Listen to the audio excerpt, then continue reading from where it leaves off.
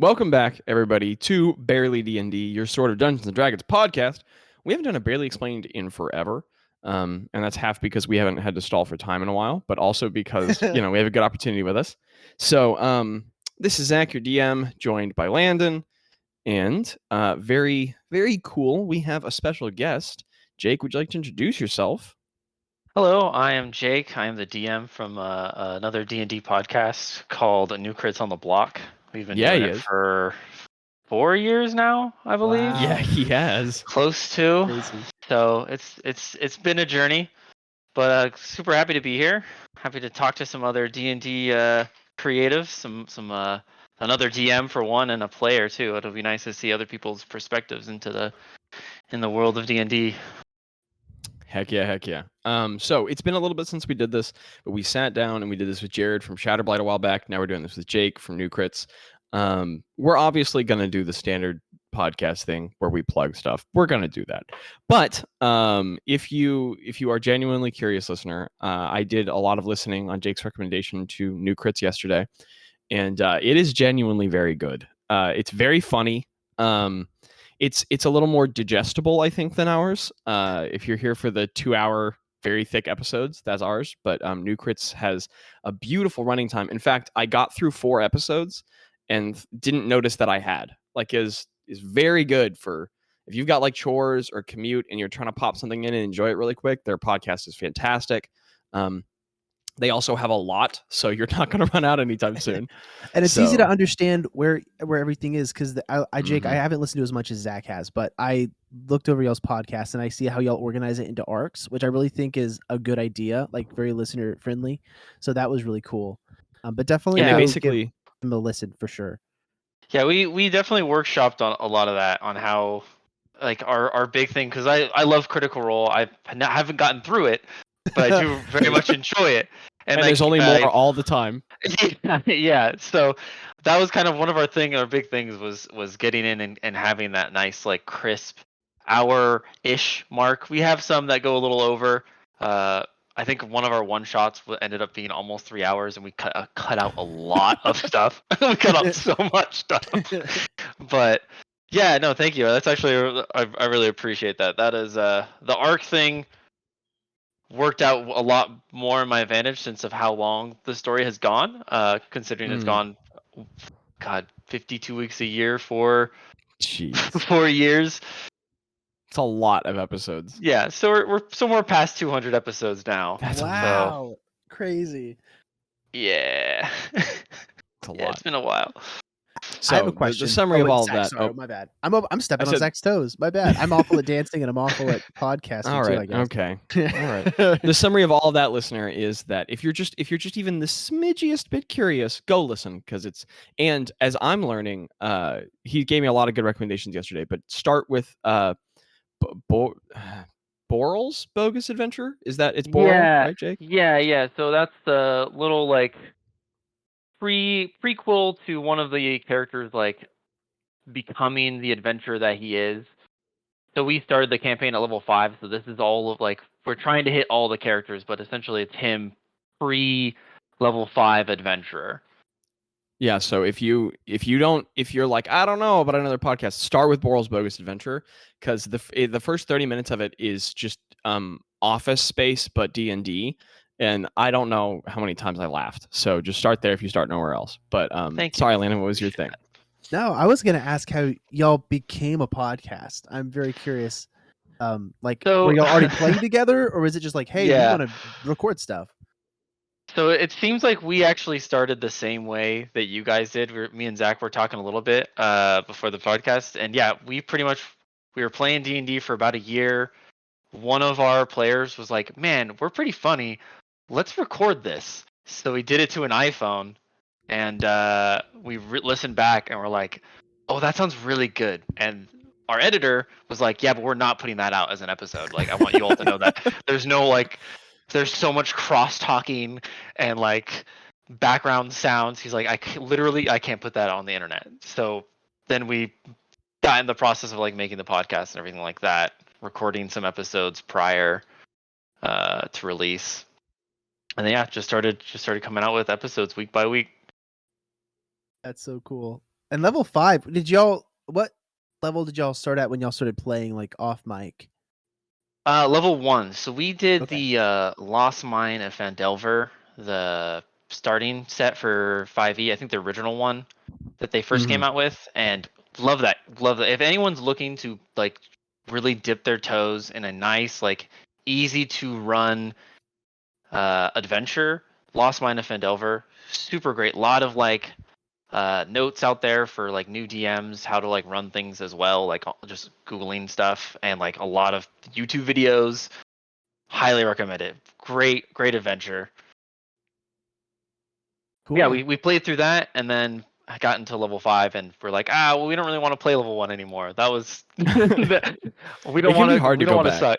Yeah, it just was like when we were trying to think of it from like a podcast perspective too, of like, oh yeah, well, all of us running around like smacking things with the staff as a druid doesn't really sound as cool as like, oh yeah, now we get some like level 2 spells, I believe, at level 5. Yes. So you have a little bit more like fun to be had, and or a little bit more like creative ideas you can do as well. Yeah.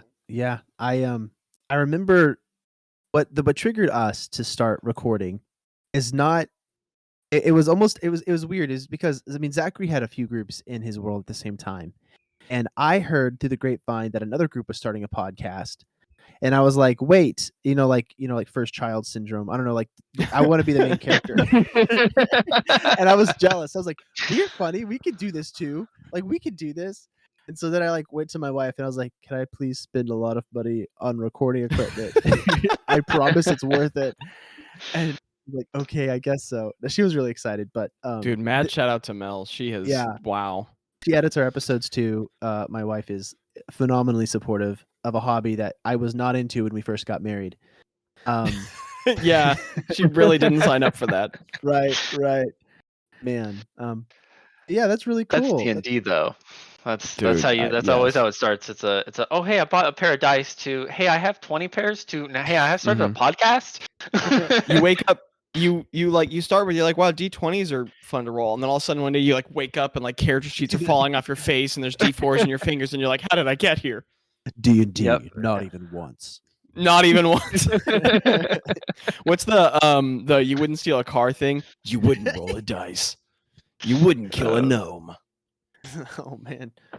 Don't ask Gabby about that. Who knows? Date. Well, yeah. Just kidding. And also Jake, just like as a quick heads up, like by format, we tend to just out of the sake of not making guests be like, hey, did you come with questions? We tend to ask questions. But if you have any at any point, feel free to like. There's no way this has to go. Yeah. In the past, we've done a lot of asking because it's weird to make your guest ask you questions. I But there's totally no rule to understand. that. Just if it, for whatever that's worth. But I wanted to ask. So when we talked yesterday, I talked about how we have Jackie, and she's like a real life bard. So as a bard on the podcast, she makes her own music sometimes. And I talked about how I'm like dabbling in making music for us. And basically, I've had like a couple hits, a couple misses. The main issue is that I just don't actually know that much about music. I know a lot about like tempo and structure, so I can like sometimes it works. But I was listening to some of your recommended episodes, and Saved by the Mel. First of all, dang, that was a good episode. Thank you. There's this part in Atlanta where their editor does this really cool stuff. Where basically, tell me if I'm getting all this right, Jake. Is it an archfey who comes and talks to Leaf? So that is what she's turning into, essentially. Oh. That is like the progression. So it's the best friend of one of the characters that essentially like sacrifices herself to get rid of the big bad evil guy in that arc. And it's her essentially saying goodbye to her like long lost friend. And yeah, the music he put in that was okay. So what Jake does is the character comes in and time stops everything, and then so everything gets frozen, and only Leaf, who is I think my favorite character, gets talked to by this very powerful figure. And the editor put this like echo effect on everything Jake said. And so then like there's this whole other voice that not even the best DM can do. and then the scene ends, and then you said who did you say your music guy was, Jake? Matt. Ryan? So Awen, the Matt. ranger. Yeah. Okay. Yeah, he just had the balls to do just like 45 seconds of piano. Just like it just cuts out after an emotional moment, and then they just have a piano track for 45 seconds. And it wouldn't work if it wasn't like gorgeous, but it is. So it's just this beautiful piano piece in the middle of the episode, and I was like, am I feeling things? And then the episode cut right back in with the time stop, and I was like, never in my life has it occurred to me to have like music accentuation at the end of it. Anyway, so Yeah. not just to hear me ramble. The point of that is, like, as like how have you guys developed, I guess, the music side of your podcast? Because I know you've talked about how it's like very much all Matt. But Yeah, like, it's you guys have say you have like a blessing in Landon's wife and things like that as an editor. We with Matt being it literally I tell him like, hey, so I want to sound like a really loud bear, but I want like the echo from like the chamber to be like heard through that. He's like, got you.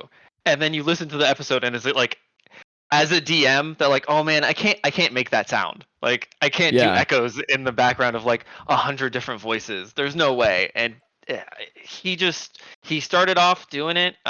He got really big inspiration from the Adventure Zone, a really big like D&D comedy podcast.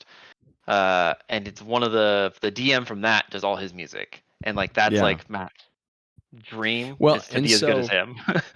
As like what is it like to have basically what's it like to be the person running the podcast, but a lot of times when it comes to like the edit and the structure and the music, you like need to hand that off to someone else. Like how have you guys learned to marry that relationship and make those two work really well together to synergize? Oh man, it took a little bit. For me, it was really just kind of letting go with like knowing that Matt would subjectively see the good parts and like where the music needed to go. And like sometimes he would ask me, like he would say, hey, do you want like this here? Or we would message each other. Now it's pretty much gotten to the point to where Matt will like look at me and like kind of nod during the episode, and I nod back to him, and we're just like, yep. And I listen to the new episode, and it's just like amazing music put behind it. I'm like, all right. Like I thought the scene went well, and now it just like enhanced it to a whole nother level. Like you just give him coal, and he's like, "Here's a diamond." And you're like, "Okay, thank you." Yeah, I'm getting excited. I'm getting inspired, to be honest. Like I'm like, yeah, I'm taking notes in my head right now. Dude, a small pieces of some music, like because when we first started, I was like, oh man, I want like combat music playing in the background the whole time. I want like adventuring music. And Matt just like put his hand on my shoulder and he's like, let me show you to the pasture. Let me show you the holy land of like the perfect moments for music to go. Because he shot me down completely on the having the music the whole time, which I'm glad he did. I like it in like the podcasts I listen to, but like sometimes just hearing those like big moments hit with just like, and that's the only time the music comes in. I definitely like hits different. And that's part of what's so interesting is I think y'all's has to be one of the only podcasts I've listened to that doesn't have music the whole time. We do music the whole runtime of the episode, and it weirdly works. So I don't know. Like at first I was like, oh, that's weird. I don't like new things. And then I listened to the whole episode and I was like, oh, that's really good. That's like a part of their like brand. I don't know. It was cool. And I think there's something about that, like how intentionally Matt chooses to use the music, made that whole like silence to fade in of the music to like bringing back in the audio. I was like, I felt like I just watched a movie. I don't know. Anyway, it's one of his really cool masterpiece. If you were to ask Matt, I actually asked a few of the guys when you had asked me some recommendations. I asked them too because I was curious. I wanted to come to the episode with like what other guys' favorite episodes, and every single player, Saved by the Bell, that scene is like one of their favorite scenes with like the music and how it just like fades off, the strings come in, and then we like pop back to the episode. Really just. And there's there's even I love it. There's a bit in there where you can tell the players start like genuinely arguing with each other, and there's so much like of that. Real conflict is awesome. So I don't know. It's just cool. I am I've had just so many breakthroughs in my head listening to you talk about music and sound design and using it to support the narrative of the podcast and the story that you're telling. And oh my gosh, like I feel like Melanie edits probably 70% of the episodes out there, but there is a real, I guess, fear for like me and her of like stepping on the toes of what this world that Zachary's made, of this beautiful masterpiece that I know, in my opinion, I really enjoy it. I can call it that. I don't know. Well, I know thank you. I'm playing in it, so it feels like I'm just patting myself on the back, but it very much feels like Zachary's thing that he's made. The world's cool, and the druid's so handsome. Yeah, How does but- that Yeah, he's happen? so good. But there's like a tiny bit of fear, and so of like I don't want to do something that messes with the vision of Zachary, but hearing, I guess, the potential of just like working together to use that sound to support the emotion that you want to convey with the story that you're telling together is very, I don't know, it seems so obvious. Like it seems like something you should see right off the bat, but I'm like, oh my gosh, like that's so deep to me. I'm gonna start messing around with that, Zach. I don't know, maybe we can start Dude, heck thinking, yeah. Yeah, I- I think the big thing too is when I just let Matt do his thing. One of the things we had talked about was me being the DM. I know, you know everything for the most part. Obviously, players will surprise extent, you, and right? yeah, Yeah. and then they'll surprise you with something that they've been working on behind the scenes, and you're just like, well, couldn't have wrote that even if I tried. You But- know everything until you definitely don't. Yeah, but the players see the game in a different way than the DM does. We see it as like, hey, we need to hit this point, this point, this point, this point to get to here, to foreshadow this, to then get here. We're thinking like, a bit out, and we want to get to that really cool thing. So we're like, yeah, this is this. But the players, you guys see this like the small things. I feel like that's sometimes to our dismay as DMs. But where you spend 20 minutes on a chicken that has a gold necklace, and you're like, Dude, that's got to oh be my someone. You're goodness. like, no, it's just a chicken with a gold necklace, dude. It's Oh it's my just a chicken goodness. with a gold necklace. I thought it'd be funny. guilty. I can't tell you how many times I've had them on Grand Narrative, and then they've been like, "Can you re-describe that bread? What does it taste like? What does it smell like? Can I get more bread?" Zachary made the mistake of saying there were crabs on a beach one time, and we spent 15 Oh minutes my goodness! looking at crabs on a beach. And Well, hey, sometimes you just gotta know. Which was fun, eventually- but I'd planned this whole town, and then they were like, "Okay, I catch the crab," and I'm like, "Okay." It's very apparent on player side when like we've hit the wall of things that like Zach is like, there's nothing here for you to look at, like there's no secret, and I have better things in store for you, because he'll stop like describing things and he'll start being like, use like a point of pinching damage from the crab. It's a crab. Yeah, it's on the sand. And I'm like, okay, cool, we got it. Like, let's go. It's a very interesting style. Because like our episodes can go so long, like they can go Yes. so long, and a lot of times Zach prepares so much for it, and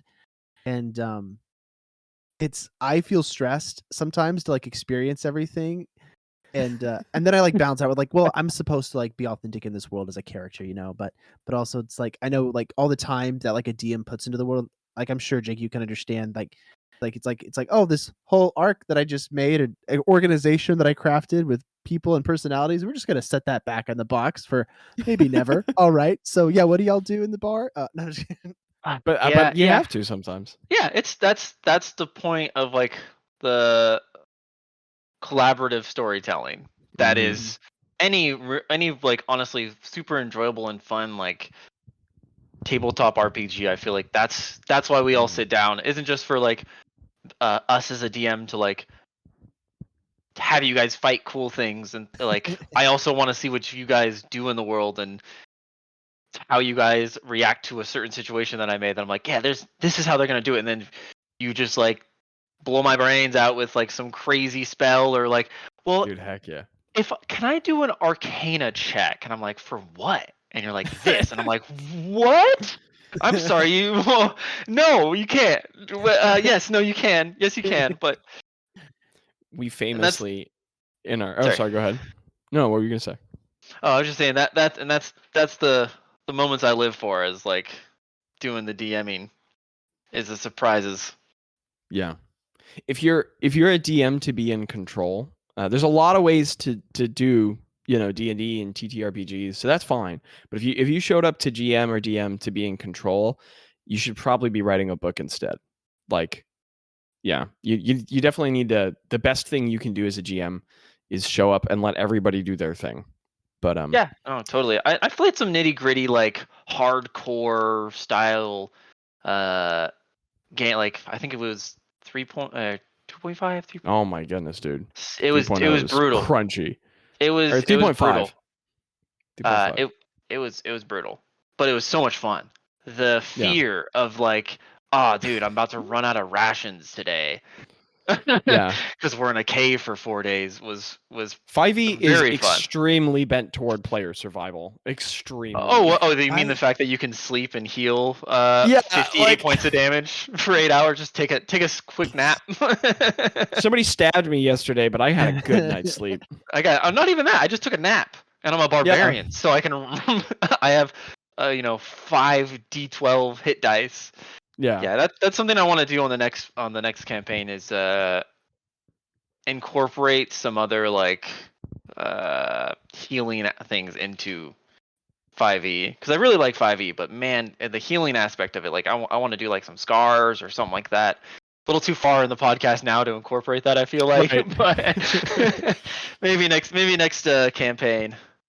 Oh, we do. We have the Grievous Wounds homebrew. I think it's common enough to where a lot of people know about it, but it's something that I think Zach was a big fan of at first, because it's like also like fall damage. Like you can just fall from terminal velocity and survive if you're a raging barbarian. Like that doesn't make any sense. Yeah, I've seen the memes for those ones. They're always always great. One of our barbarians in the last fight got down to 4 hit points, and it was from like a fire spell, and so like we made it, like Zach made it in the game to where like his hair is gone, like his beard is gone. He was like a dwarf barbarian, and also like one of his eyelids is like fused, half closed now, and he has like scars up his face. That's awesome. And yeah, like there's Which a is- fear. There's a fear of like something awful happening to our characters. I have very patient players because I mean I think we do a pretty good job of communicating. We have a good relationship as DMs and players, but I just drop stuff on y'all every so often, and you're very patient with me. So I really appreciated that from Micah, because I didn't tell her I was going to do it. Yeah. And when because it had been like a day, and so the way that we flavored it was because they fought this big villain who surprised them. I think you and I talked about it a little bit, and he knew he had bad burns on his face, but the magic, like people were healing with magic, so it was like it's like other wounds. He'll be okay. And I like there was a little. I'd already established a couple times in the campaign that like characters were getting some scars, and that same barbarian has like a really large scar on his ribs on his right side from that same enemy at an earlier time, and so he knew he had damage there. And the way I flavored it in the moment was like all your hair is burnt off, and it was like everyone was like, "Oh, that's so funny," and that player has made a really big deal the whole campaign about that dwarf and his hair and his beard, and when he woke up.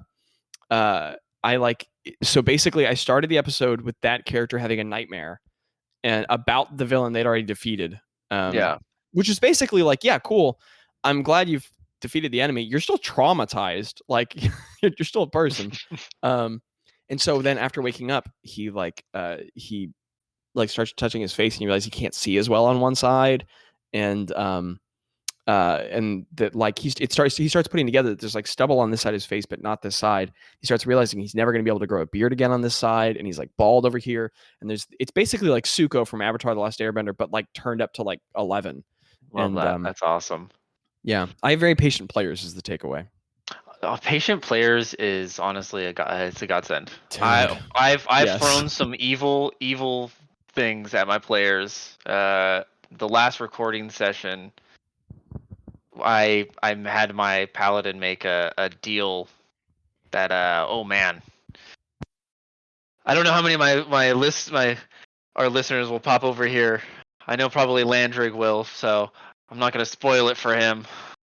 But man, it was looking in someone's eye and seeing how affected they are by kind of a decision you made for their character, but like Yes. to help the story, and then seeing them just like play into it, just like at a snap of a dime, like just Yeah. super fast, just right away, just take it over as like that as their character is honestly, I feel like just a really beautiful moment Oh, it's in gorgeous. storytelling at all, but Mhm. especially with like role playing games.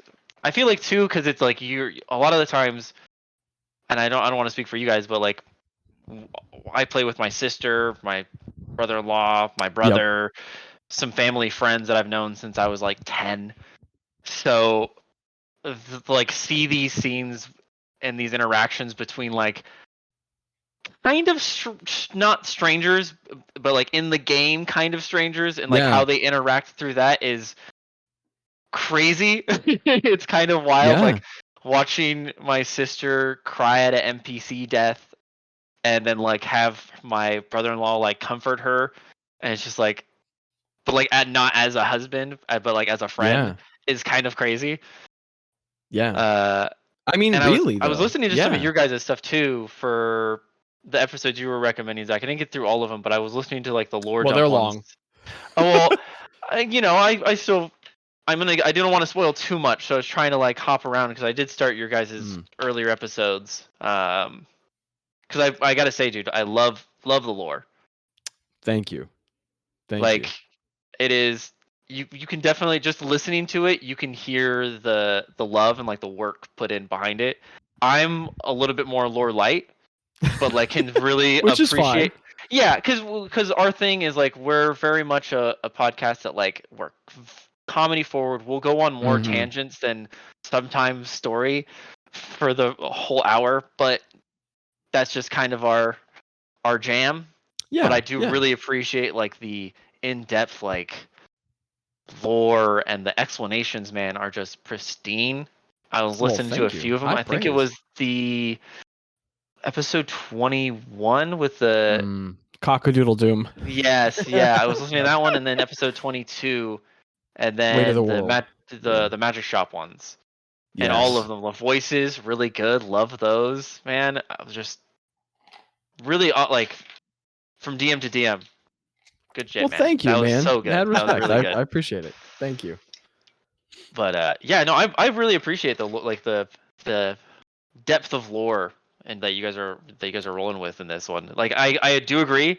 Jumping in on the later episodes was you would say something like, I feel like this means something deeper because everyone just oohed and Yeah. on, and I have no idea what's going. So I can't wait to go back and listen to the beginning and actually ooh and ah along with everybody else. But yeah, I just It's wanted to let you guys. Still wanted to say that. For if the anything, well, I really appreciate that, and it's very high praise from another DM. I think. I mean, I appreciate it from a player, but I always really appreciate it from another DM because they understand the amount of work that goes into it. And I think if anything could be said of my DMing style, I think you could say it's a problem. Like that's an addiction. It's not healthy. I'll be there's times on the weekend from a Friday to Saturday, I'll be like, I have an idea, and then I'll start writing, and then I'll look and I'll be like, oh wow, the sun's rising, and I'll be like, I didn't sleep last night. So yeah, hey, it definitely it can go a bit hard. I think it's great. Yeah, I mean, as long it's as you're still healthy at the end of it. Yeah. Healthy is a loose definition. That was a loose term. You're breathing. You can take a nap later, or fall asleep a little later. But I'll sleep when I'm dead. But yeah, I feel you with that though. With the sometimes inspiration just takes you, and it'll be a few hours until you get yourself back. I wanted to actually go back and hit on something you said for a second, which was it's interesting, Jake, because the last time we did this, which is not to compare one interview to another, but it was very like formalized and structured, and we like address a topic and keep moving. But I talked to Landon yesterday. He messaged me after we were done with our call, and he was like, "Hey, how'd the call go?" And I was like, "Oh, we're still talking." And he was like, "Oh, okay." And like it makes me think, like, again, no pressure, but I think we could very easily do this in the future because I just feel like I'm talking with you. Yeah, no, dude. So forgive I love having chats about D&D, and you guys have a very like I don't want to say vibe because I feel like I might have been saying that a little too much lately, but you guys are cool. You're very personable people.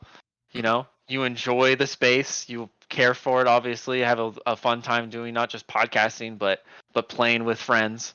And I love doing that too. So it's a pretty easy topic to just kind of it's not hard. roll off the tongue. Yeah. And I feel like Well- we got a gift of gab. I feel like everyone here easily Hopefully, chat. right? Yeah. Hopefully, or we should really get off the mics.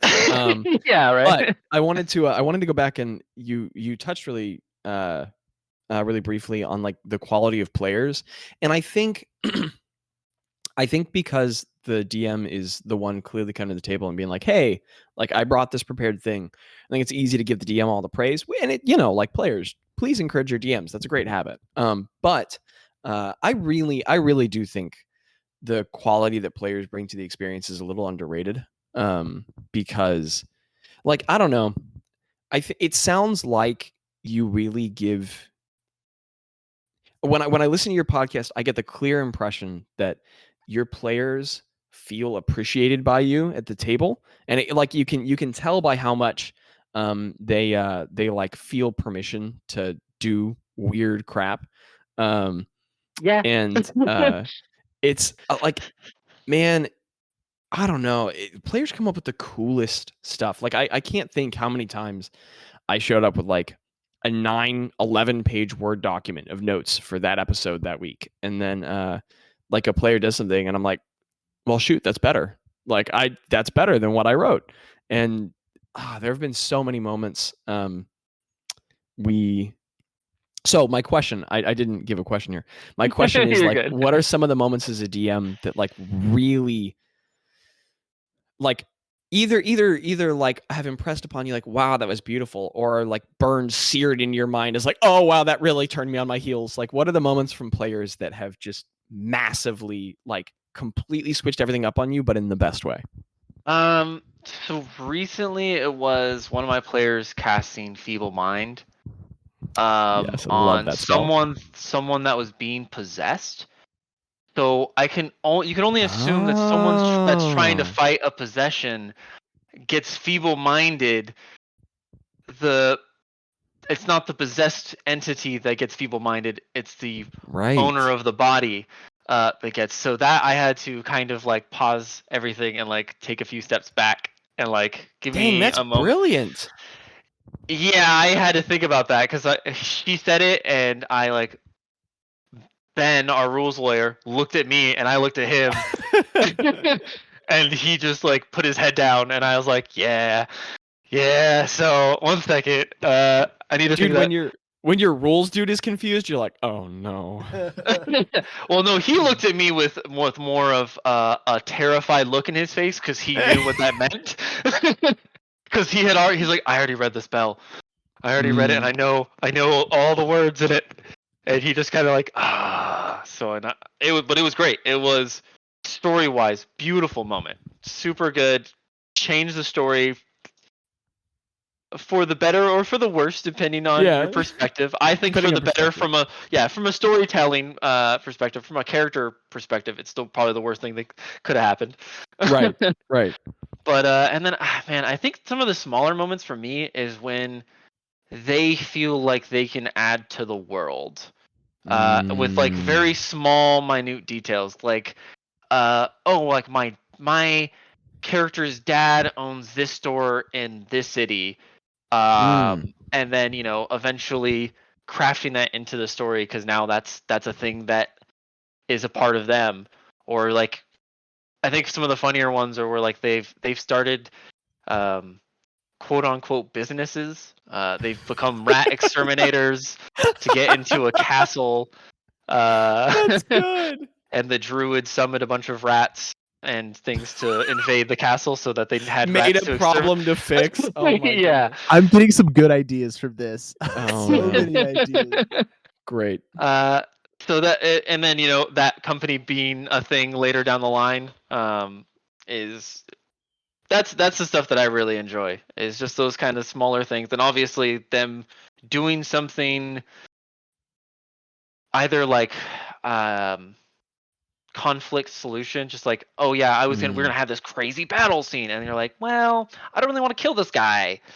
I'm like, well, this battle's gonna be really cool, dude. It's gonna be super sick. We're gonna like flying things are gonna be going around, and this big monster's gonna go and they're like, yeah, but I'd rather just talk it out for half an hour. It's like, all right, well, and then it goes great, and it's a really good scene, and like a lot of like emotions in it, and like for like I guess like motifs of like forgiveness and all is usually the ones that we end up Yes. hitting, which makes sense when you're about to kill someone. You're like, ah, Better not. alright, yeah, we'll figure this one out another way. But yeah, but I think to answer your question, those two are my like big ones, like forgiveness in the way of like conflict resolution and like Yeah. them world building without any like push from me. Heck yeah.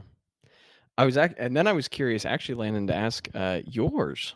And I kind of, you're obviously not the DM, but I was curious, like, what are, so a two-part question for you. What are moments that the moments that like when another player did something that you were like, oh shoot, but like in a good way? And then B, what are moments that you as a player have felt like, I don't know, like either you really enjoyed, that you really felt like, oh dang, I can like change this story, or I don't know, I think you get what I'm asking, even if I don't quite have the words for it. I really love finding little things that I can do to affect like an encounter, an event that I know you didn't consider.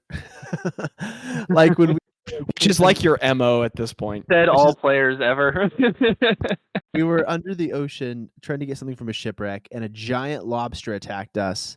And I was like, we already had what we needed, and I was thinking, like, why do we need to stay here? Like, I have water walk, so like we could literally just yeet ourselves to the surface. And it did end up working because we dropped the thing we were needing to get, and so it kept us down there as we were trying to get it. But like almost like on Zach's face, like for a split second, it was like he's like, "Oh, like y'all just aren't gonna fight this thing." Like, Yeah. okay. And, Well, and in yeah. like hindsight 2020, when you guys did beat everything, you found that spell, like those spell like things that the cleric was holding, and the magic staff that Greta now uses. And so what was going through my head was, I was like, I made 7 spells and a magic item for this. Don't leave it. And you guys are like, oh, Yeah. bye. Yeah, and like as a player, like I wanted to fight that thing, but like as a No, character, it made so much my sense to be character's like, been like, we have the thing. yeah, Let's just because we're go. very like conflict avoidant sometimes, if Which we is have to awesome. be. Like what we were saying, like my favorite spell is suggestion. That thing rocks. It is a Swiss Army knife of conflict de-escalation. So I was watching that on the episode 21. That was nice. With the chicken pirates. Yeah, with Oh, the yeah. chicken pirates. Yeah. So I totally understand what you're talking about. Yeah, suggestion. Oh man, any of those charm spells are underrated. Yeah, the fact it doesn't have disadvantage in combat, which is the craziest thing. Like, Which is insane. It's a more powerful use of charm with no disadvantage. Yeah. It's crazy. Just one level higher. It's crazy what one level of spell will do, right? Yeah. Wait until you guys get up into 9th level spells. Now, Oh my now goodness. it is. I don't know if I'll ever have a campaign go this far in levels again. Yeah. I love the cool spells. But man, is it rough to know which one? Like I know all the 9th level spells. Yeah. I know what they can do. Do I know how to plan for wish? No, you can't. It's impossible. Yeah, no, you can't. What do you can't. what do you do when someone wishes your campaign over? Nothing. That's it. You're done. Obviously, Yeah. I hope none of my players would do that to me. But those spells, man, are very fun, but also kind of crazy to deal with. And Feeble Mind, one of them. Dude, Wild Feeble spell. Mind's nuts.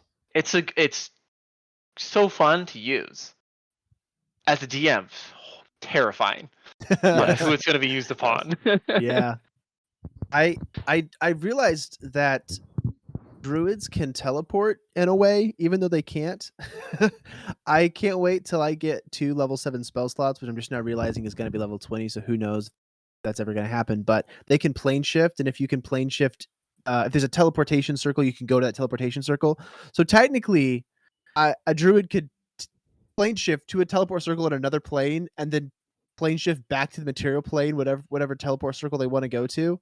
So it's like, but you have to have 2 slots to do it. So I'm really excited about like I really love using spells in ways that like they're not originally intended, but like they fill like a void like that in like really weird or creative ways, or compounding spell effects. Like I love that. Like if I can get like a Yes. concentration spell out there that's doing something, like using like feats and spells in tandem, like Fire Sphere, I think it's what it's called, Flame Sphere, and like the Polar Master feat or the Sentinel feat, like it's crazy. Like you just like Sentinel lock feat down. is crazy.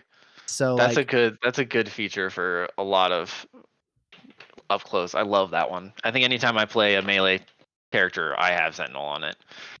Well, I the took coolest thing Polar is- Master as a druid, which Yeah, like it's Landon not has very- basically made a battle druid, which is Yeah. really cool because I mean, living the archetype is dope, but we definitely have a couple of characters in the party where, especially, I think Boz is the best example, where like, yes, he is very much a powerful caster and a druid, but like he's kind of the second melee slot in the group. he which really is. He's the magic melee, which is Yeah. amazing. It's so cool. I try to Yeah. convince Yeah. our wizard to be a battle mage, Yeah. Yeah. but he kind of ended up being like a weird mix of like a. So like the whole joke with him is that he loves wrestling, but he was just too weak to like become a wrestler because Dude, he that's just has a funny. mage's body. So he has like 16 dexterity or like maybe 14 Dang. dexterity, one of the two. Yeah. So he's very like he's got the dex. So he's Yeah. drop kicked a few people, wrestled with a few individuals here and there, which is well, I think That's is so really funny. fun. Like what you're talking about, like the Yeah, kind yeah. of breaking those archetypes and making new like classes with them. I've played like a control, like a crowd control version of a battle mage, which just like running into battles, casting web, lighting it on fire, running through Yeah. it. Just Dude, heck yeah. Love it. it's and then you take Sentinel with that, and you're just like, no one can leave me. You cannot get away from you me. I am. are here. And then you cast suggestion, and they turn around, and you're like, no, stay with me, stay right there. I'm gonna go kill your friend real quick. Just Yeah. hold on, and let me hit him. You can be mad at me after that, but for one turn, you have to just stand there. Dude, yes. Heck Oh yeah. my gosh. Oh, sorry. I just No, did it's the okay. thing where you think of something and then like you're like you lose it and you like desperately try to grasp back at it, but it's Okay, it's gone alright. already. Yeah, so Okay. take it away, Zachary. So this is a very tricky question because obviously the whole point is to not do spoilers. But I'm curious because our campaign is like, I kind of, after looking at new crits, it kind of feels like you're like the Big Brother campaign because you're about twice as old as we are and about twice the size. So I was curious to get your thoughts on this. And I'm gonna have to be really careful with my response because my player is here. And Yeah. especially one of my two players most prone to thinking like, okay, well, if there's A and then there's B, then there's probably Y. And Well, so I can mute it. I can hop out for a second. No, if you no, wanna no, have, no, like, no. a DM. I'll be no. Heart to It's heart. you're here, and I'll be careful about it. I'll just be thoughtful.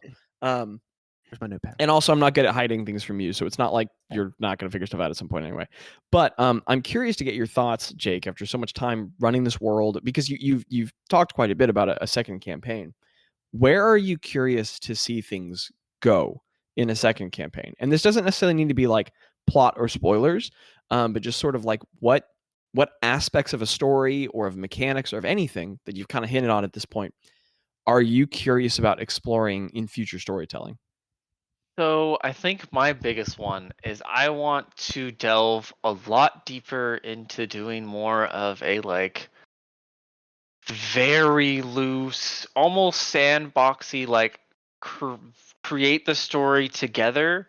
Like obviously I'll build some like encounters, but we'll start at level 1, and this is like my idea, but I don't know because it'll be a lot harder to keep up and like prepare further out and like have that foreshadowing that you kind of want to.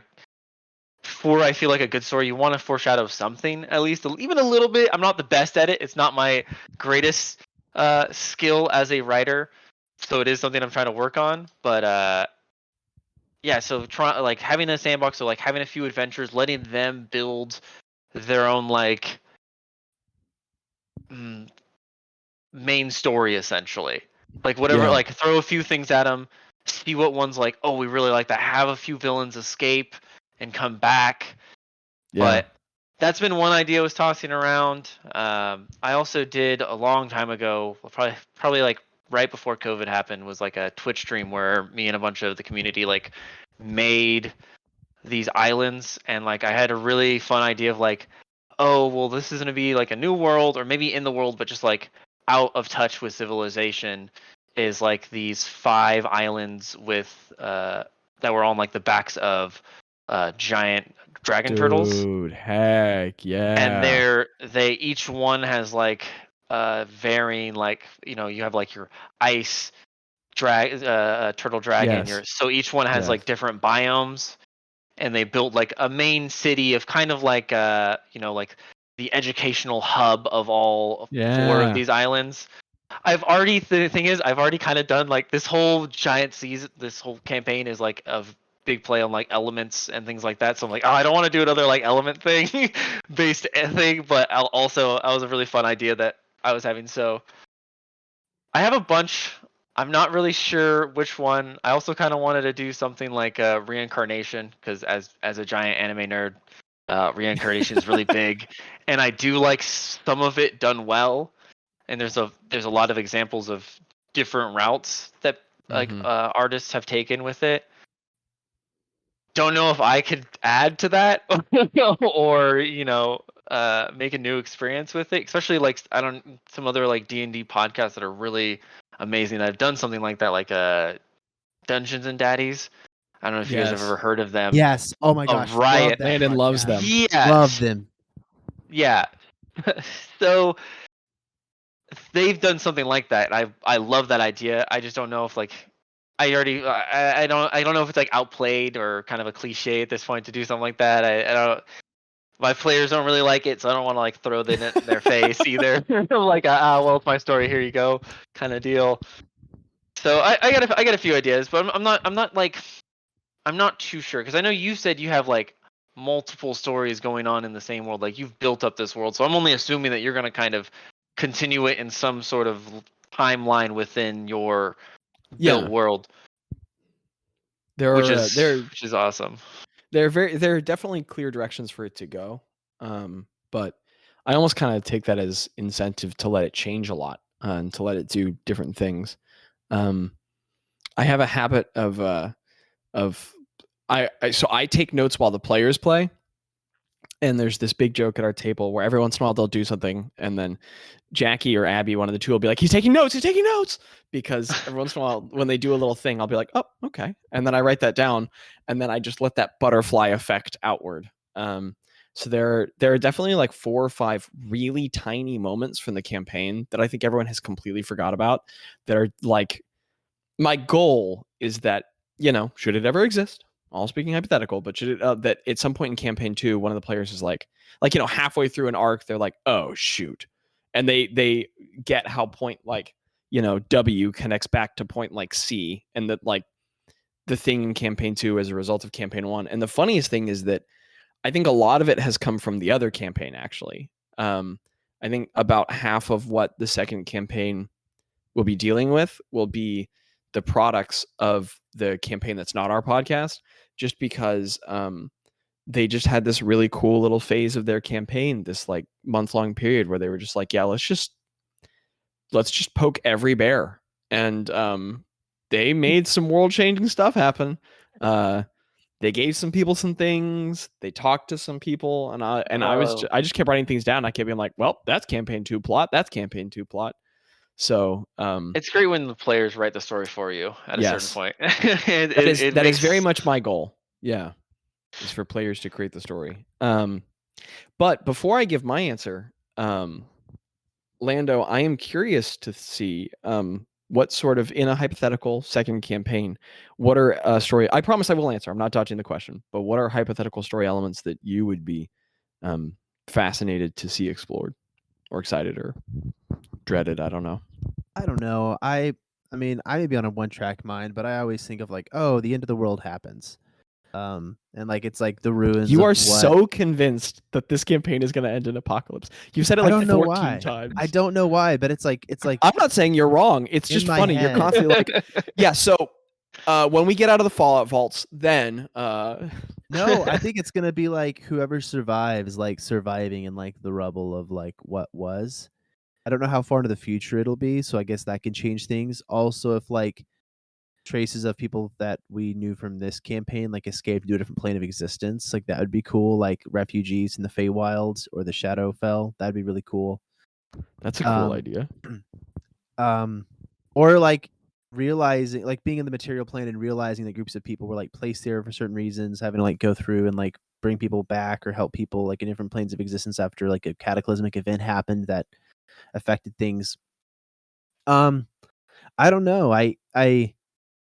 I would love for it to be the same world with the same places because I'd love to see like change. Like what happened, how did it happen, who did Mhm. it? Like I love that stuff. Like I played through Elden Ring because it's a great game, but also like I played it for 80 something hours because like I lived for getting the little tidbits of lore in the item Yeah. descriptions, which is my favorite. And so I would love to, like familiar places, see what they changed, how our choices affected how they were changed, So I'm really excited for that. But if it's something completely different, I don't think it's bad Well, either. I don't think there's a wrong way to I'll do just it. go ahead and I will give you this spoil. It will not be completely different. I have not spent what must be at this point hundreds and hundreds and hundreds. I don't know what number I'm flirting with at this point of time on this world to just be like, and on to the next one. Like, I've drawn too many maps. The Word documents are too big. So it will definitely still be in Yalabidin. But okay. Very interesting. Very cool. Yeah. So you guys I think played maybe with like the Fey World or the Shadowfell or anything like that as of well, yet? Landon. We just did in the last session, which was really cool. Oh, that's awesome. Yeah, I mean, Druid, Fate Connection, yada yada. It's basically as tale as old as time. But but Beauty and the Bee. I got sucked into the Feywild in the last episode, and I it's funny. I should be caring more about spoilers, right? Because anybody anytime can listen to this, but I'm definitely gonna have to put like an episode description, like, hey, if you haven't listened up to this Yeah. episode, don't listen to this. But I got to go there, and Zach's flavor on it is really cool. I don't know how I'm gonna get back for a long time, but I love the Feywild, and the first podcast that I ever listened to was Not Another D&D Podcast. Okay. And that was before I even played D&D. I just knew the College Humor people, and I loved them. And so I was like, well, let's see what this is about. And I like did not realize that like planes of existences like were there. And then all of a sudden they're in the Feywild, and like Murph, their DM, is explaining it like, oh, it's like a mirror of our world, but weird, but like not in a good way. Like gnomes are violent and pixies want to trick you and keep you there forever and turn you to stone. And it's just like such Gnomes a are random violent. cool place. Like I'm a big fan of the Feywild, and then just like the evilness of the Shadowfell, like it's parallel. I love that too. They also went there later in the campaign, and I wish there was more like material released by Wizards of the Coast about the Shadowfell. It feels like there was like one from 3.5, and then It's very what's the great underdeveloped. module from 5e that everybody loves? Something about light. No, it's Candlelight. the vampire. Oh, Curse of Strahd. Yeah, Curse of Strahd, like that. Oh yeah, I've played a bit of Curse of Strahd. Man, That's the one's one module I would love to like 100% go through. Which I told Zach, I was like, we had started a little bit of it and then never actually like. I think we did 2 sessions of it. yeah. Matt was a DM for it. That was really fun. Oh, cool. So I got to That is be cool. a player. I played as a bard. Did not go great. I'll tell you what, trying to persuade wolves not to kill you, maybe not the best. Trying to sing to some wolves, man. I've told Landon's brought up a couple times now that he wants to play Curse of Strahd, which is dope. And there is a part of me that gets really tempted, but I played a little bit of that. One of our players a long time ago in the other group tried to DM that, and it was fun, but just scheduling and all that. But I think I think I've made terms of the fact that I'm so homebrew addicted that like if we play a module, I know I'm just going to end up rewriting 3/4 of that module, and that just feels like so much work. So I don't know, but maybe we'll have an inter-campaign break. It's always nice to fill Mm. something in too. That's what we've been doing with our one shots. Usually scheduling issues is a one shot time. Right. Yeah, we do that as well. Scheduling issues are also a barely explained time. Barely I think this is explained the first time. time that we've ever done it when we haven't like had to, quote unquote. You know what I mean? Which is really cool. Well, we but just it's saw always Jake, been and we're like, he's such a cool DM. We have to. Oh, thank you. Yeah. So my campaign 2 answer, because I promised I wouldn't dodge the question. I think, again, without too much spoilies, I've hinted that I'm interested in there being a time jump. I'm not going to say a whole lot more than that, but yes, I definitely want to see the world change, and I want the players to have the opportunity, because the world's very big. So I would say that you guys have still not explored the majority of it, so there's plenty to still look at. But I would love for you guys to get the opportunity, and I would love for campaign 2 to take place in other places, I would love for you all to need to like go back to find familiar places, but I would love for you all to see those places have changed. In some ways, greatly, and in some ways very little. I'm also very interested in, I think, writing campaign, because it's really interesting, because the fun guys in the Accidental Adventures, they have their own story, but they are very much simultaneously getting caught up in the story of the other party, which is kind of cool. They basically, it's like the Avengers are real in their world, and it's not them. And forgive me if it sucks, Landon, but I think it's kind of like a cool aspect and effect. Hey, it's great. They saved our lives last time, so we are eternally grateful, as they say. So I think the whole plot for just like, I have 2 different campaigns, but the higher level they're getting, the more they're going to kind of turn into one. And it's very much like Landon's apocalypse predictions are not entirely unfounded. It is very much like I didn't know if I was going to get one stab at this world. So I was like, well, let's go big or go home. So it is very much building toward like we win or everything explodes.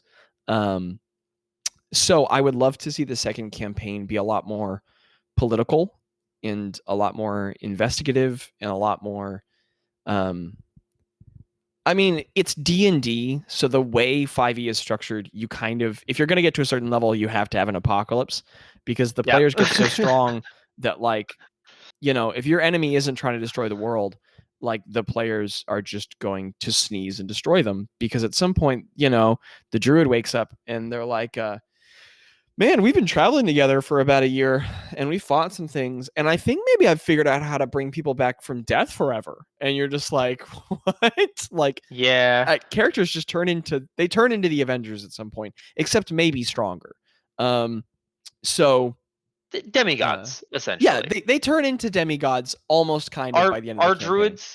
Our druid can now be a polar bear and cast spells. Yeah. Like, what? Fly as an eagle and cast lightning strike. Wait, regular polar bears can't do that? I'm pretty sure they can. Okay. Honestly, you've never seen them not do it. We do have a running joke that polar bears are the strongest form that a druid can take. One time. I mean, maybe. It's very strong. As far as the tankiness, I think it is one of the stronger ones. But yeah, that level of like, I was like, okay, so I can't, like, you have to have some level 30, or challenge rating 30 monster approach them, because they're like, well, I just go through all the trees, and also I am a polar bear, and now I'm an eagle, and now I'm casting lightning bolt at your face. Yeah, so, how's it going? So I know that there have to be some really large scale threats, and I've thought a lot about those, but I want for there to just be a lot of smaller scale, like, sort of dig in things, and I want a lot more of the conflicts to be created internally. I'm also very interested in things getting a little weirder than they have in campaign 1. I want to the Accidental Adventures has actually had a lot of it, but I'm very interested in the weird, and I'm very interested in going places we haven't gone in every sense of the word. And I haven't talked about this a ton, and I'll build more on this in the future. But I am interested in campaign 2 being a little crunchier than campaign 1. So I have been thinking about some mechanics just to make it a little harder and a little more dangerous and a little more because our party's getting pretty experienced. So at some point, I really want to see you guys have to like really think about some things. But cross those bridges when we get there. Yeah. I think Catch Maya's just smallpox. playing with the plastic bag. What? Big diseases happen like that we can catch them. Okay. Nobody ever gets sick in D&D campaigns. You know what I No mean? one ever Like, gets sick. why don't? Well, why, I mean, why is Noah caught the flu? everyone gets immune to that's so true. many. Yeah, the problem is you live in a paladins. world with clerics, so Yeah. Yeah, but I think there are healing spells out there that like are specifically geared towards healing disease. But I don't think like regular healing spells. I don't. I guess it's a table rule. I think I did a disease one time when they were like closer to level 10. So I think here is the one I'm thinking of that does diseases Yep. and some other ones, and I think that's a 4th level spell. Yeah, there's Something that like that. one, but then there's also the problem is that like some language is often loose on spells, which is a good thing. You want it to be because you want players to be able to get creative. But then you can make an argument that Greater Restoration it just relieves the medical industry of needing to exist because its language is basically like you restore a creature, basically. So it can kind of solve almost anything. I think that's why I do like the grievous wounds things, even with like heals. Like Yes. I've listened to some podcasts where they had a pretty brutal grievous wounds thing. Essentially, anytime you hit like I think it was 30% of your max health, or it might have been a little bit more than that. At 30%, you get 30% your max health, which is a lot. Like people don't think about that, but like if you're really playing like some gritty D&D, 30% of your health is like kind of nothing. Like yeah, I feel like that's what I'm saying.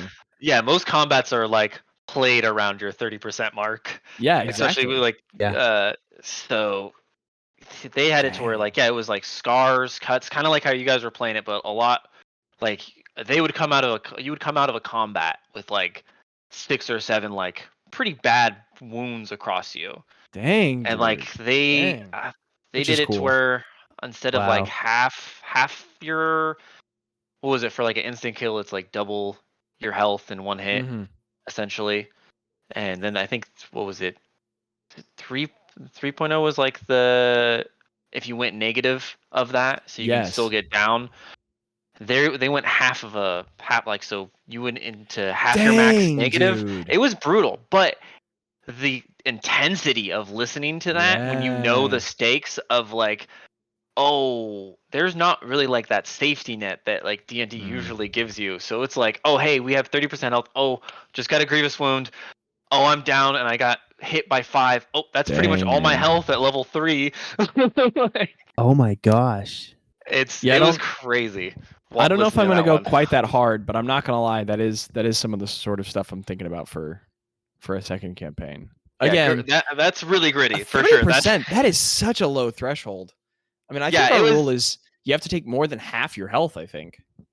Which is a good, usually a good I think that's around like the normal, like either you get down 30%. Or half your health. Yeah, 30%.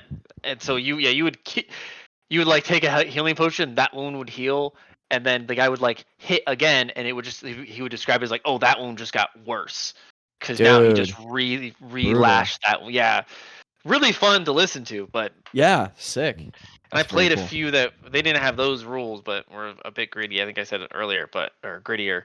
But heck yeah, very cool. I do love the intensity of those ones, that kind of game. I would like to try something like that for a one shot too. I think that would be fun to do. Like I've always really wanted to try different systems because I've not played anything really besides D&D, and only 5th edition at that. Like I've looked at rules from like 3.5 to 1, 4th edition, even though not a lot of people like those. I like the crazy hero abilities that they give players in that one. But I really want to do like Call of Cthulhu. I want to do Call of Cthulhu. I really want to do Call of Cthulhu. The terror system in that game seems really fun. Wild. I've also I don't know if you guys have seen the Jenga one, where you're building a story, and each time the game master has like a conflict for it, you pull a piece of the Jenga set. Oh, cool. And like you keep going, and I've watched it played. It's been like a few years, but like Sure. I'm pretty sure like the end of the story and like where everyone dies is when you mess up Jenga, or each individual dies when they mess up the Jenga. I can't remember how that rule goes, Dude, but that is cool. so you can physically brutal. and like visually see the like intensity of like as you're getting farther in the Jenga set of like, oh god, guys, we're gonna die. Like this isn't good. We only have a few moves left. That one looked really fun as well. Dude. I just looked it up. It's called Dread, and it looks amazing. Dread, yes, that's what it is. Dude. That one I highly suggest trying. I've only seen it on YouTube, and I really want to do it. Cool. Oh my gosh, the Jenga blocks are soaked in blood. Oh. They like splattered with blood on the Jenga blocks. That's crazy. Yeah, Landon, quick note on all that. I am very interested in Call of Cthulhu, and I would too. gladly run. I'll tell you what, in between campaign 1 and campaign 2, if I'm looking for some buffer time and material, I would gladly run a mini series of Call of Cthulhu. Me too. The Dungeons and Daddies did a really good Call of Cthulhu series, and that's actually why I joined their Patreon for a while, is because I just had to listen to it. They do characters very well. Yeah. And They do. oh my gosh, like they pulled no punches on the high consequences of that system. Yeah, if we want to do a 10 or 20 episode like Call of Cthulhu thing in between campaign 1 and 2, again speaking in hypotheticals, I would gladly participate in that. Yeah, I think it'd be great. Anywho, there was I know we need to wrap up at some point, but there was something that Jake said there for a second that really jogged my mind, but then I lost it, so never mind. You got a lot of DM stuff in your head, man. That takes up a lot of space. It's a lot of space on the hard drive. Well, before we kind of wrap up, I know I'm very much throwing this at you, Jake. So if there's nothing that could not be more okay, but are there any sort of topics that you were interested in investigating, or any questions I don't know, anything on your mind? I always love talking about the improv side of D&D, and I wanted to. Okay. I was seeing how you guys felt about it, like how when you first started, because I know like a lot of the guys on my podcast were very concerned about doing like the improvisational portions, not so much before we had mics, but very much so after we had mics. Mm-hmm. And like how have you guys, and even more, I guess more sort of Zach, like I can really see the improvement and like the talent that they have like started to garnish as like a result of doing this podcast for so long. So like, have you seen like their improvisational skills improve since they've started? Awesome like question. how have you seen that? Awesome question. I'm really glad we opened the floor on this last part, because that was a really good topic. Yeah. This is an easy answer, but yes, holy cow. It's hard not to. I feel like when you enjoy it and you're having fun, it's really hard not, like, because you just want to get more into it. Yes. And the more into you get it, the more fun it becomes. So I feel like it's like you taste it and you're like, oh, my precious, I need to improv more. Yes, get into character. Yes, feel the feels. Yeah. Well, and I love that you even there's definitely more to the answer in that, like, yes, they have improved, as I think every group does, but I think especially I've DM'd 3 different campaigns at this point, and it's not a competition, but in terms of improv specifically, we have something really special with this group. I mean, every group I've DM'd for has brought different, strengths to the table, literally, which is great. But this group, like, it's kind of this far into the process, it's clear that we accidentally made a group that like works very well in that department together. Because when we started, everyone was very like, well, I don't know, but I don't make the thing happen. DMs, make it stop. I don't know. Yeah. But at this point, first of all, if any of us weren't funny at the start of this, everyone has gotten a base level of funny just from like being forced to do this every so often. And I think the funny people have gotten even funnier. So that's great. But also, like I think there have definitely been some times in the campaign where like they've just been like, minding my own business, walk around the world, and I'm just like, trauma. And they're like, oh, okay, I'm gonna have to react. So everyone is definitely getting better at that. But I love that you bring up that question specifically because our party is getting really good at that. One of our players, Abby, at the beginning, like she basically straight up told me, she was like, hey, I love this thing we're doing. I love the shared game, but she's like, I'm not doing the heavy role play. It's too much. I appreciate it. I'll never do it. And I was like, sure, absolutely. I massively respect your boundaries. And I never pushed her beyond that. But I gave her plenty of time to fall in love with the story. And now all the time she's like just a couple weeks ago, she called me and she was like, okay, so I was thinking this for the backstory and I was thinking this is how I could play out that. And I was like, yeah, you are. And then, welcome. Yeah. And then recently, Join us. Again, are we putting a spoiler warning on this, Landon? I will put a spoiler warning on this. Okay. And this will come out after the episodes we've recorded. So the party recently had basically a massive plot twist knife turn in their gut recently when they learned that their beloved DM NPC was a traitor. And no one saw it coming, except he self-admitted it. So he was basically like, you guys have just kind of slowly broken my heart and I can't turn on you anymore. And Landon, I brought him soup. That's what finished it off. Yeah. Well, okay. There's more to it than that, but yes. The people do it, man. Yeah, people do it. Right? It's good soup.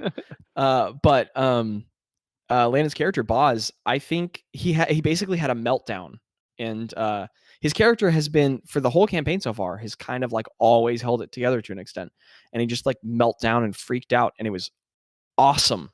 And then we have a play and Jackie's, but like I'm not trying to highlight anyone more than anyone else, but we have a Micah, Landon's younger sister, my cousin, 17-year-old high schooler.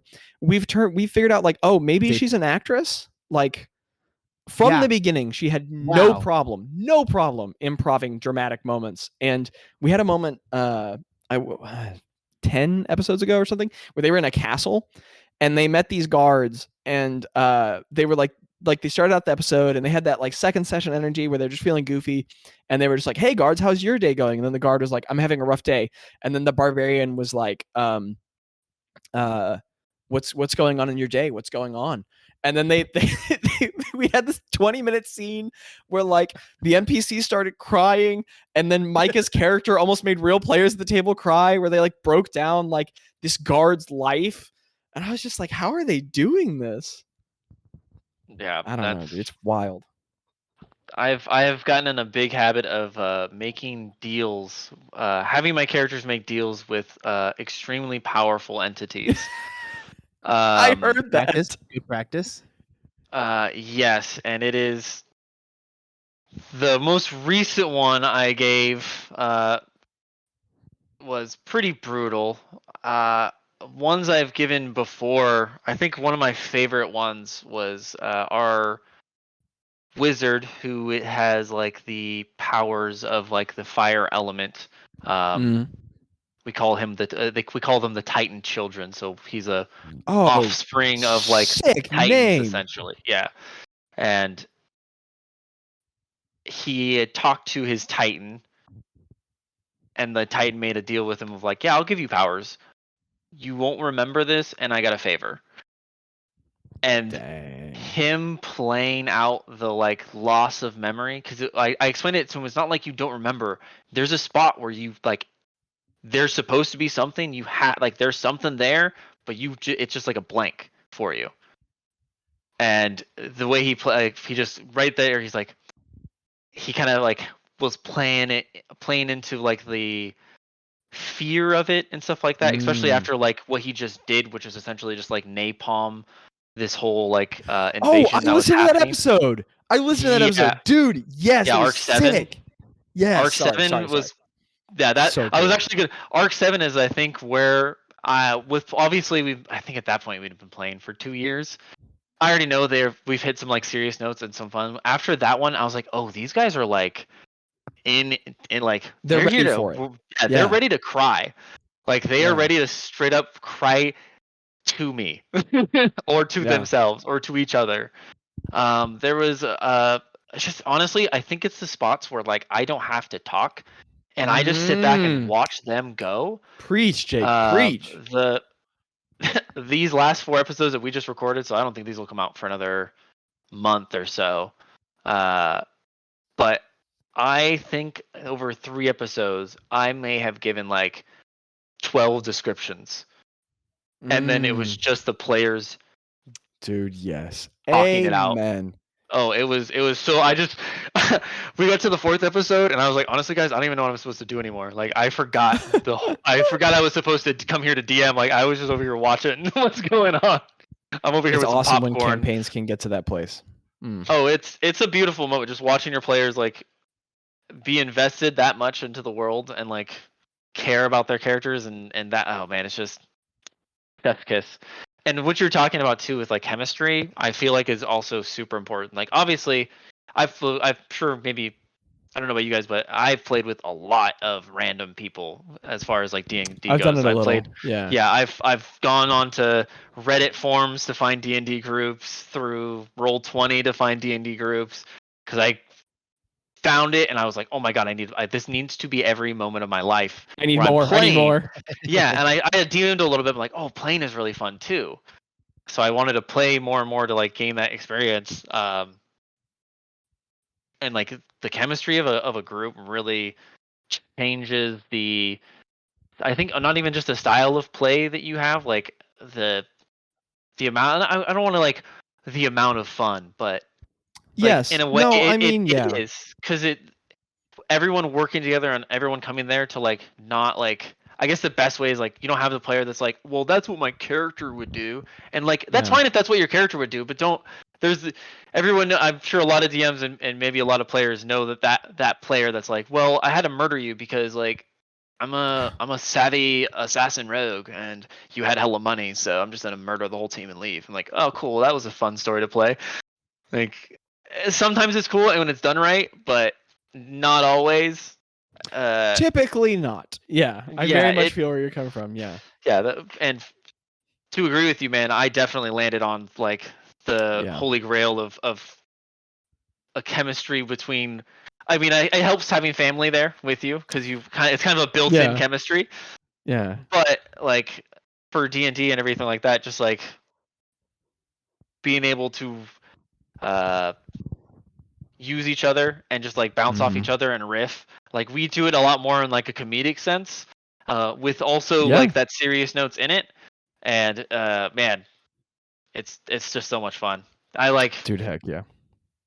We thought about, I was like, oh yeah, I wanted to do like a Patreon for a little bit.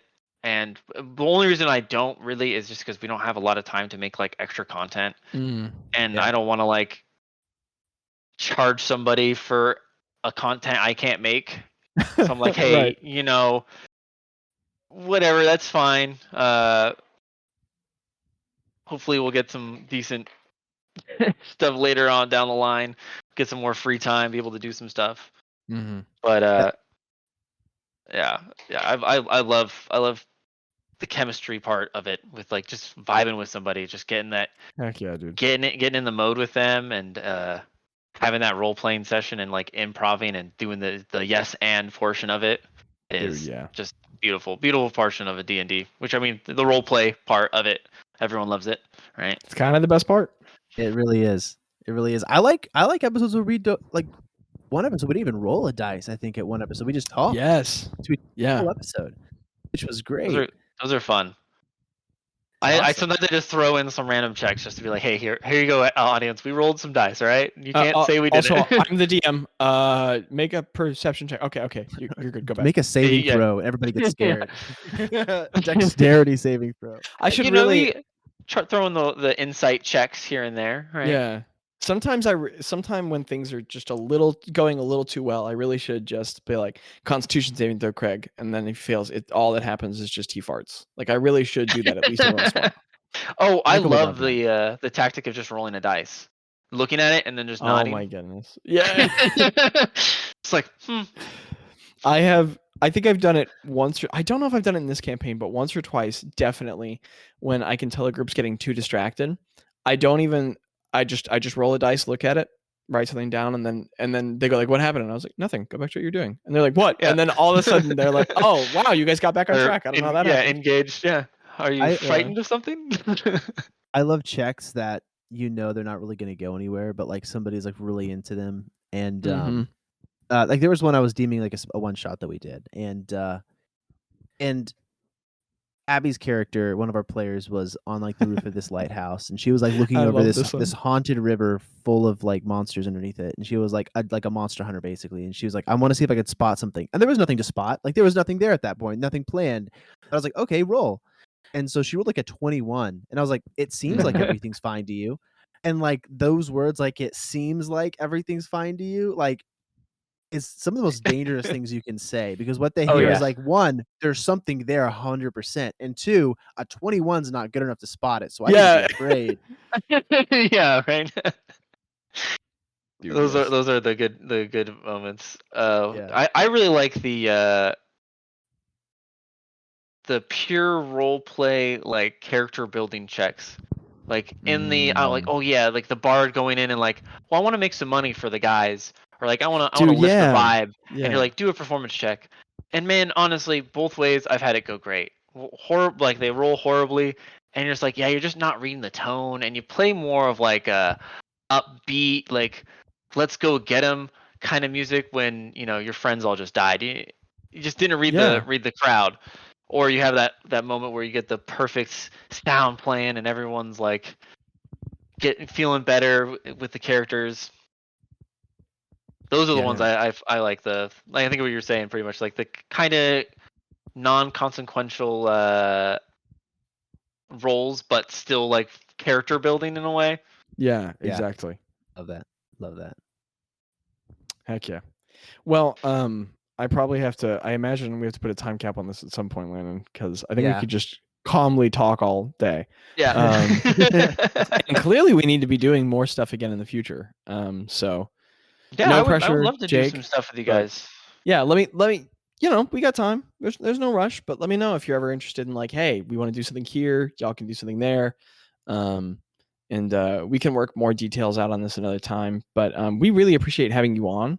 It's very fun to cross the wires and connect with someone else who's fascinated about this practice. And if you have anything to plug, we're not going to try and be smooth about it. If you have anything to plug, here are your plugs. Oh yeah. So I have a podcast, New Crits on the Block. You can pretty Yeah, much yeah, find you us do. anywhere you find your podcasts, podcatchers, on YouTube as well. Then you can find us on our social medias, at New Crits on TikTok, I believe. I think we're there. I don't know. I don't handle that portion of it. We got videos. Jake and I had I'm a whole sure. conversation about this yesterday. We don't. Go give us a like. Give us a follow. I'm sure it'll help. We don't do any dancing videos or anything, so probably not gonna hit it on that market. But Instagram is New Crits on the Block. Facebook, same. I think that's all the social medias. We used to do Twitch for a little bit. We might start that back up again. It's just me playing video games and talking about D&D most of the time, or anime. Really, one of my three passions. All the That's cool pretty kid much stuff. it. Yeah.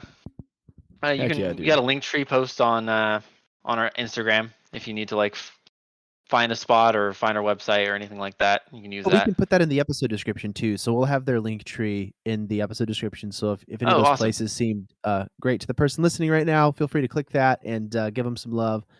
Jake has been amazing, and really looking forward to how, I don't know, two podcasts in the D&D community just working together. It's awesome, and the New Crits people are really great. Collaborative So storytelling. That's it all comes back right. together. Yes. It Well, thank you comes so back much. together. All right, thanks for Thank being you here, guys so Jake. much for having me on. It's an honor. all right, thanks for being here. Bye.